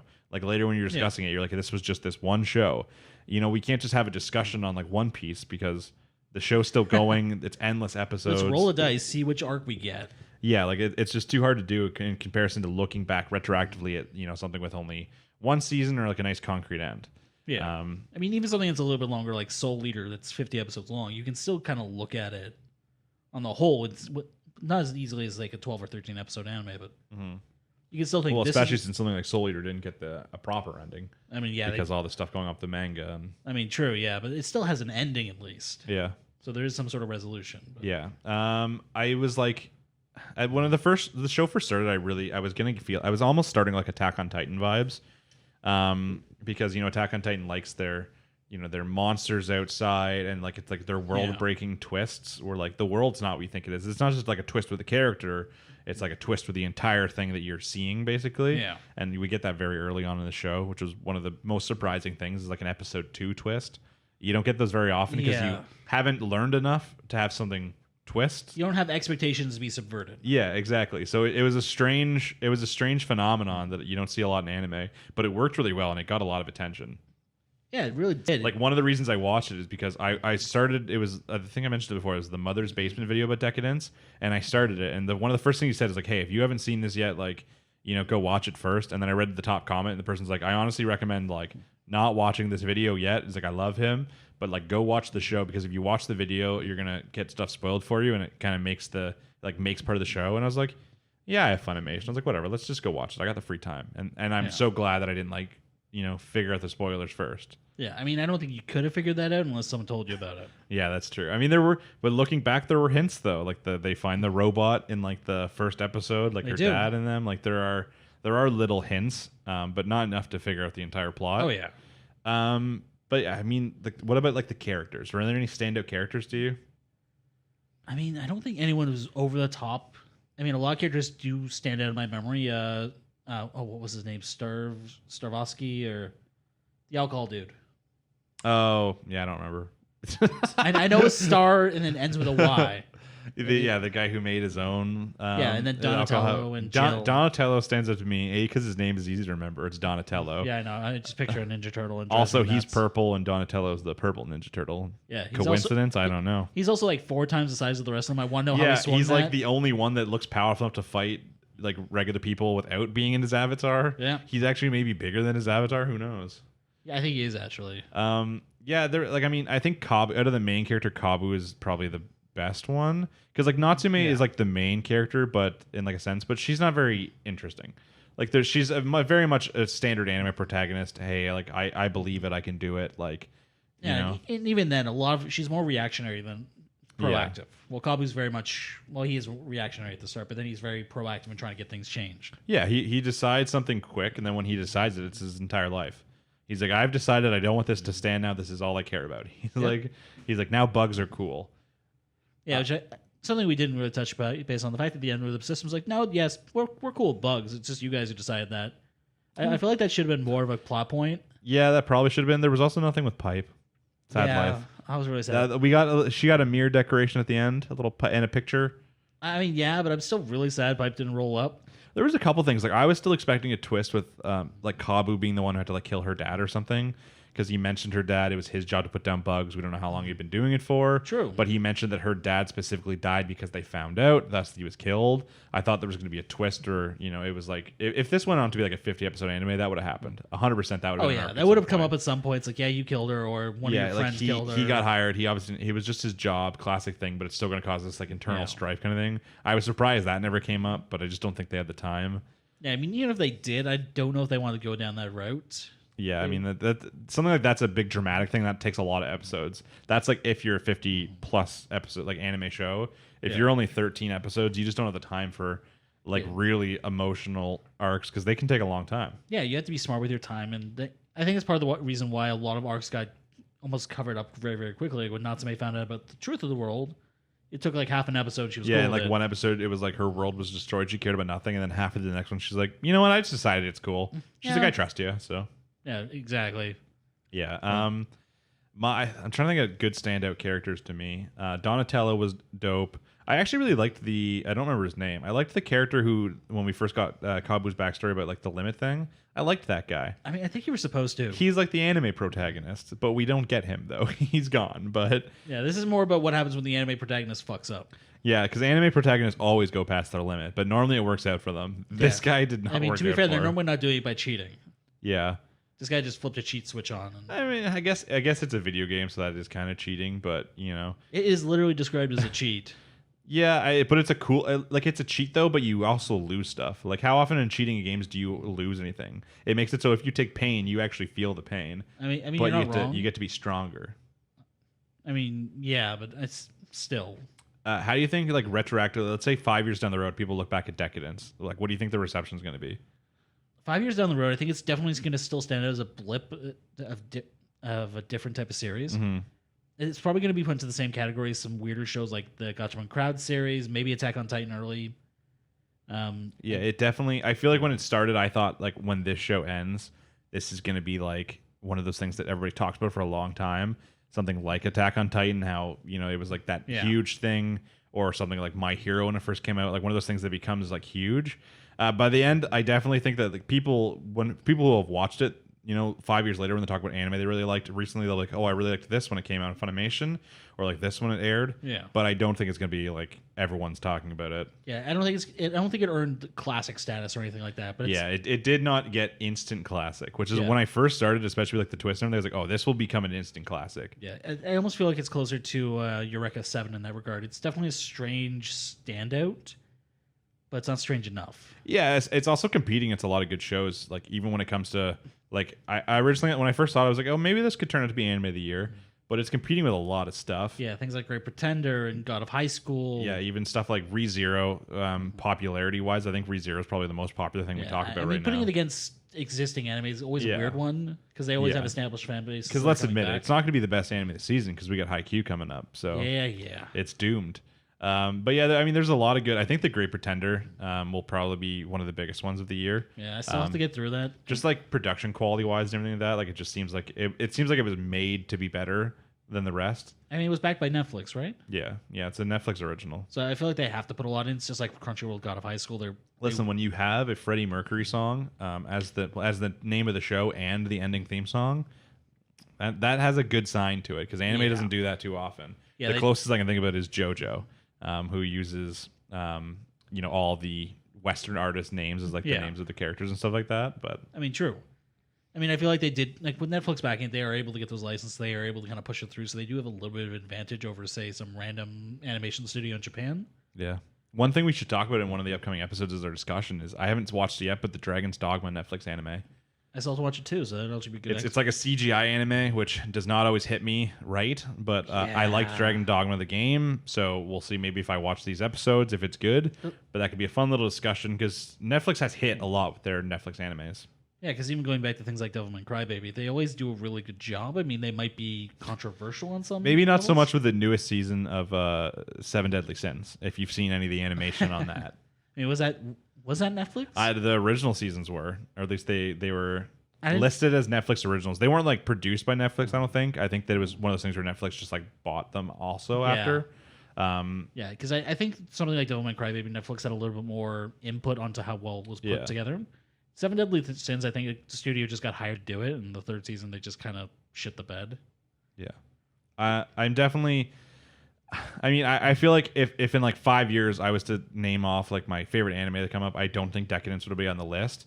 But it was never like a point where I wasn't excited to watch it each week, which is the big thing. It just I don't know how many like I feel like characters are a big one. There's got to be some characters with huge impact to remember. Like you have to really love this character to remember an anime. I think probably even 6 months down the line, the only character I'm going to remember is Kabu.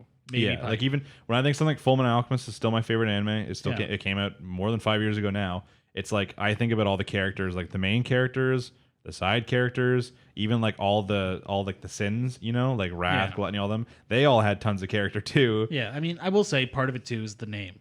If the Yeah. name sticks in your mind, it's easier to remember the character, and with Western names, it does stick a little bit better for us. I mean, Deca-Dence is good in that sense too. At least they got the good naming system going because it's a memorable name. Yeah. Because it has no meaning. I mean, it does. But at the same time, like if I hear the name Roy, I can immediately think, okay, Roy. Mm-hmm. If I hear someone say Kabu, I'm like, what the fuck does that mean? Yeah, it's also that's one of the reasons why God of High School is also hard with us because after 28 years of living, we've been very used to English, and then after 15 years of watching anime, we've gotten used to Japanese names. Yeah. And now it's only been a year. I mean, I knew some Korean people, so I knew Korean names, but having an anime definitely is a little stranger. Yeah, I mean, especially when you don't understand the language, so it's very much like, okay, I don't know what you're talking about. But even most titles of shows, they have something to do with the show, but they're also just words in general. True. Deca-Dence, the entire name is just a made up, unless it has some sort of Latin meaning or something like that. It's the word decadence. Like something's decadent. Yeah, I guess, but what? That's literally what it means. But It is literally a playground for androids to go and have fun at the expense of other people. I guess in my mind, I always think decadence more like something's decadent, more as like a taste kind of thing. Like if I was to make a cooking anime, like a new Shokugeki no Soma, I would name it Decadent. It's also the dash in between. I get it is like a word, but it's also just very strange. But it's memorable though. It is. If I was naming anime, like we went over the anime we're gonna be watching in the fall, and most of those, at least at this point, because a lot of them didn't have like listed English titles. Yeah. At least in the site we're looking at. We could have translated them. But Yeah, we could have translated them. A lot of times the titles are so long. It's like I was reincarnated into Pokemon as an Ampharos, mega evolved, but Ash is 11 in this one. Like the titles just get like so long for anime. I mean, that's why you wait for the short version. Especially isekai. Isekai are like the worst for it. Oh, I mean, everything has a horrible. That's true. But something like Deca-Dence. If I'm going down a list of things I'm watching, even like ReZero, yeah, easy to call it ReZero, but that's not its full name. Yeah, no, it's what is it? I was reborn into another world, Living starting from zero. Yeah, it's like living life in another Yeah, world, that's something it. like that. Like it's a long title. Even Uzaki Chan, not really. Uzaki Chan wants to hang out isn't a long title. I mean, even then, it's a relatively long. But it's longer than Deca-Dence, which is the length of Uzaki Chan. Yeah. That's why when we say like Uzaki Chan, Fire Force is a good one. We know both those words, and it makes It's sense. short They and are a snappy and force gets of across. firefighters. Yeah, naming actually has. You're right. Naming it does have a lot to do with it. Yeah. But I mean, I still want. I don't think any of my other friends watched Deca-Dence. I think it was just me and you. Yeah, I'm honestly surprised Birch didn't watch it. He didn't have Funimation. I told him I would let him use my Funimation just to watch it, so he could like see it, and because I was like, hey, you'd probably like this. Like, he likes a lot of stuff like Studio Trigger stuff. Which on that note, if you like Studio Trigger, just go watch Decadence right now. It's good. Yeah, it is good. It's definitely a good anime. I think that it sounds almost like we're negative towards it because we're like, I might not remember this in 10 years on my top 20 list, but how much anime we've seen too, it's more memorable than 80% of the other anime I've seen. Yeah, I can honestly say I'll still remember it in 5 years. If anything, if it was worse, I'd probably remember it a little bit more, just because that's how my memory works. Like I still remember everything about like Akikan, for instance, from like 15 years ago. I actually found that I don't remember as much about that as I thought I did. I mean, I probably don't either, but it's in my head. Yeah. But an anime either has to be really bad or really good to get remembered. Yeah, I mean, for me, I think mediocrity is almost worse than being bad because something bad is like they just screwed up. Yeah, which is it's not that Decadence is mediocre, but it's not bad. It's not bad enough to be in my memory as bad, and it is above average. Yeah, it's not great enough to be in my memory as like this is a great anime. It's not the show I'm going to recommend people to get them into anime. Yeah, that's for sure. If there was only 3 tiers of bad, mediocre, and good, it'd be closer. It'd be somewhere between mediocre and good. I would put it into good, but I would very much qualify where I'm putting something in good. Yeah. It would definitely be like, I would recommend, if I have friends who watch anime, I recommend it to them. And if you watch anime, I recommend it to you. But if I had a friend I was trying to get into anime, it wouldn't be the first one. I would definitely go with something a little bit easier. Unless they had some very specific tastes that put them towards androids and human interactions. Yeah, like, Fire Force, for instance, would be a good anime to recommend to someone. It's like, hey, fires? You know how we have fires in real life? These are firefighters, and they're anime. I mean, I feel like that's a bad explanation. Yeah, you don't have to give a good explanation when you're trying to get a friend they don't into actually anime. fight fires. Yeah, they but fight fire demons. They won't know that until they see it. It's a good old play on the words, on the term "fight fire with fire." I hate that you're not wrong. When you're describing an anime to someone, you want to give them the least amount of information that you think is good enough. I mean, you're not wrong. You never want to over describe an anime to someone who doesn't watch anime. They'll hate it immediately. Yeah, it just takes one errant comment. It's like, wait, what? That's in it? It's like, no. And then I can never, as much as I love slice of life animes, they're also one of the worst ones to recommend to people who don't watch anime because they don't get it. They're like, why do I want to watch people do nothing but anime? I mean, most Western television's the same, so yeah, I know, but they don't quite understand that. But I think that maybe more information. Like the thing, it's so weird that Decadence is over now because like there's not going to be really anything else to talk about with it. Unless like something else happens, like because I don't know the manga situation of Decadence. Does it have a manga? If it does, how long is it? They do not have one coming out. I know that I actually looked this up earlier. They are sending out printed scripts apparently. Yeah, because if you can't do like a full, because like that would only be what, like 4 chapters at most, like 4 books probably, not 4 chapters. Not even that. Yeah, that's what I'm saying. Like it'd be really short. But I mean that'd be kind of cool anyways if they did come out, even if they came out like 2 books for it or like 1 large book or something like that for it. I mean, they'd probably come out with a light novel, if anything. Yeah, classic light novels. Yeah, something maybe a little more in depth into the side stories, maybe a little bit more of the characters we didn't see much of. But yeah, but my big opinion is just the main reason why it just doesn't. It doesn't like it was really good, but it doesn't become like an instant classic to me as characters, which not bad characters, but like there was no characters where I'm like, this is like my favorite character of the year. Yeah. Compared to even like something like we watched Fire Force's episode today, I'm like, man, like I had only like 2 episodes with Joker, and I probably like Joker more than any character in Decadence, just from like his backstory and his character now and his he's powers. A lot more memorable. He's done a lot more, and he's got a lot more character built into him. Like Kabu had a lot of build up. Yeah. But I don't think we actually saw him change very much. Yeah, the characters were very like one-dimensional sense. Like sometimes they would change from being one-dimensional to a different one-dimensional, but they wouldn't typically add extra dimensions. Yeah, there's no gradient or fade over. It was very much one or the other. Yeah, which isn't bad. And once again, it sounds like we're shitting on it. Great anime. It's just we're just discussing why maybe it won't be. Yeah. Which that might also be just inexperience because again, this is Studio Nut's first solo experience. I think. Yeah. Everything else is built off light novels or a remake or anything like that. So I'm actually kind of excited to see what they do in the future if they actually do get better at that. If they can actually build a character arc. And if they like their world building in this was good in like a sense, it was very entertaining. And like their concept of like throwing in a twist in like episode 2 worked out really well. Because it was like, now I need to keep watching this show. Like episode 1, I watched it. Episode 1 was good.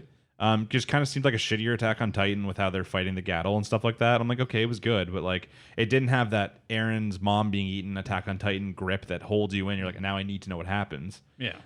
Didn't have a time skip. Love time skips. I mean, they did at the end. Yeah, it didn't have it earlier on though to keep you hooked. So it needed something to kind of get me in. And then when I watched episode 2, that was like, okay, well this is just a whole new thing now. Yeah, they totally changed the stakes and they changed how you look at the entire world at that point. It was a really good opening move. So they did what they needed to do, which is in the sense where now they've gotten us ready to watch whatever they come out with in the future.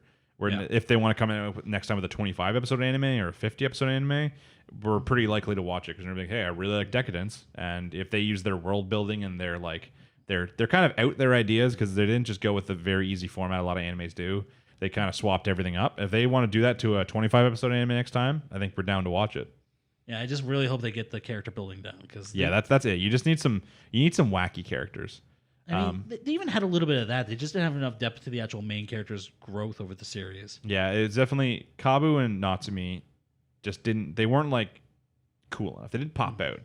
I mean, like they had some good character traits, like obviously, but like there was nothing that was like, I don't know. It didn't you got to have flaws too, and I feel like Kabu especially didn't really have flaws, especially early on. Like if anything, he started with the flaw of like just kind of accepting things and he was very much like I just want to die. I'm just gonna keep going until I die. But after he kind of discovers Natsumi and changes, he doesn't really have any flaws from then on. Yeah, he's just very much I'm going to change things. I'm going to change things. Yeah, and he does it. He never falters. He never stops. I mean, maybe you can attribute that to him being a cyborg.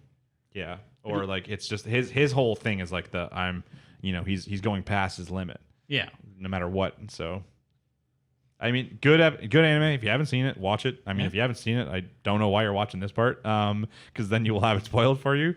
But on the off chance you are, definitely just go watch it. Get Funimation. You can now just sit down in one day, or 2 days and watch the entire thing. Now that it's a nice short anime. It might sound like we're shitting on it, but we did genuinely enjoy watching it. Shitting on it in the sense where for the next year, I'm going to think back to be like, hey, Deca-Dence was a good anime. I'm just thinking like in 10 years, it's not going to be in like my top 10 or anything. But that's it, and which is still not a lot of things are. It's still better than 80% of the anime I've seen. Yeah, I'm gonna think back on it fondly. I'm just not gonna think of it often. Yeah, he's not gonna think of it every week, but the 1 month a year he thinks about it, he's gonna be like, hey, that was good.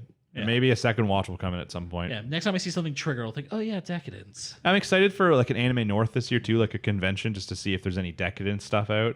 Assuming we do get one coming up in the next year with everything going on. It didn't seem like a very merch heavy show, which I think might have done like even like cosplay wise, like there's not tons of cool characters to cosplay. Yeah. A lot of them are just wearing like baggy green pants, like military everyone pants has the same outfits with like yellowy white shirts. So yeah, like you might see someone with like a Natsume arm, or you might see somebody in like Donatello outfit if they're really. If anything, I'm hoping to see like people in like the robot armor. Yeah, I know. Like dressed up as like a human version of like Kabu kind of thing, like. I mean, I just like to see someone waddling around as Kabu. Yeah, that's what like that. Except for they'll have to be a little bit bigger because unless it's like a baby, unless you get like your kid dressed up as oh my god. If someone went as like Kabu's avatar, and then they had like their kid as like robot Kabu, that'd be a good cosplay. Do that out there. If a couple ideas. If you have a kid, actually, we know someone with a kid. We'll make them do it. We just have to get them to watch the show first. Well, I know what I'm doing tonight. Yeah, that's pretty much it on the Deca-Dence discussion. Though it's not gonna. We didn't need like an hour-long discussion on it. It's a 13-episode show. Yeah. We'll see if we ever talk about it again. Hopefully, something comes out about either Studio Nut or something about like a light novel or a manga or something like that coming out for it. Give it a little bit of life at some point after it's kind of been done for a few weeks to give someone something to talk about. Because it's not our favorite anime, I imagine there's some people out there who like was like, wow, like this is the best. It's definitely going to hit the strike zone for somebody. Yeah, so to that person, they're probably going to want something else because there's nothing worse than something you loved ending and you not hearing anything else about anything for the next like ever. Yeah. So getting a few months from now talking about either a light novel, a manga coming out for it, just even like a special edition, like full color one, or like maybe they come out with a movie. Who knows with anime? I mean, I'd say they could almost do that as like just in the future, but I don't know if it'll work with the world they built. It's hard, yeah. It's not like even like OVA episodes, unless they do like OVAs that take place sometime in between or something. It's hard to do. They could go back to like the high rankers, but then use Natsume and the humans in it. Yeah, I feel like it's definitely a show that won't want to do that. I feel like it'll feel like it told its story and then it's kind of done. Yeah. So most of it's probably just gonna be waiting to see what else we get from Studio Net. God damn it. But yeah, that's pretty much it. So that's the anime. I never said it in the thing, but I'll put it up anyways. All the timestamps, they're going to be inside the description. Plus, we have the cool little thing where if you hover over the buffer bar, it'll have all the timestamps for each individual section, which is cool. Other than that, next week we're going to be coming back to post my wedding, which should be nice. I'll be on vacation as if I wasn't already on vacation this whole time. We're going to be starting with Millionaire Detective next week. I think all the other anime will be the same. There won't be a Deca-Dence. Yeah, I'll have to check and see if there's anything actually starting because something is going to have to take over that time slot, I think. Yeah, probably. A lot of fall anime starts. Most of what I checked said it didn't start till October. Yeah, I think there was one that was starting, but I think it's one we didn't care about. Yeah, so we'll have to see. Maybe there'll be a new one that starts. If so, we'll start watching it, which will be cool going right from episode 1. If not, that'll just be the same things minus Deca-Dence. I think that's the only one that'll be done. Hopefully, unless something surprises and had one less episode than we thought. You never know, but I guess, we'll just have to wait and see. Yeah. Worst case, we just build up the conversation a little bit more. And do we have merch for next week? Do we know? Hopefully. Yeah, hopefully. Okay. Assuming everything goes well. Guests with COVID and stuff like that. You know, we're in an area, there's still restrictions. There's nothing crazy. Like it's 10 people or something, so it's not like we can't have a guest. But you still want to be a little more careful. So definitely. If we can get a guest, we will, because we kind of want to add one person in that. We've been doing this for a few. We kind of got a little bit more locked in. And I think, we want to have our friend Andrew for the ReZero chat, the big one, because he recently watched the whole thing, and we need to have the discussion on who is best girl. Yeah, and after next week, it might be kind of hard to bring that conversation up without it being kind of retroactive. Yeah, exactly. Maybe Satella will be best girl. We have no idea yet. Find out next time. That'll be a hell of a next episode. Yeah. Anyways, guys, thanks for watching. Thanks for listening. Check out our Instagram if you haven't. It's literally just hashtag We've Seen It, or We've Seen It. Yeah. I pretty much just post pictures of what anime I'm watching on the day, little things like that. Maybe some figure pictures when we collect more. Like some photos. Other than that, just subscribe if you can. Yeah. We're only at like 20 subscribers right now, but everything's appreciated. We're always happy to see more. Views, like, subscribes, do it. And our favorite thing, of course, is just leave a comment. So if there's a show that's coming up soon. With all the fall anime starting, lots of shows that you probably are going to watch that maybe we're not. Leave us a comment as to why. We just got one on last week's video about 2 different shows. The guy said he's going to watch, which was like King's Raid, and what was the other one? It was like Princess in a Demon Castle or something. Sleepy Princess in a Demon Castle. Yeah, so stuff like that. Now, like that might have been a show I would never even look at, but now since someone said it once, when I see that come out, now I'm gonna have to watch the first episode. So just leave us a comment as to something you have coming out that you want us to watch, and then we'll probably watch it. And then even if you only tune in once a week to watch our 12-minute segment on the one episode you're watching, that's still good. Yeah, leave us a comment about it, and it works. So once again, guys, I've been Cam. I've been Jimmy. And take it easy. See you next week. Peace.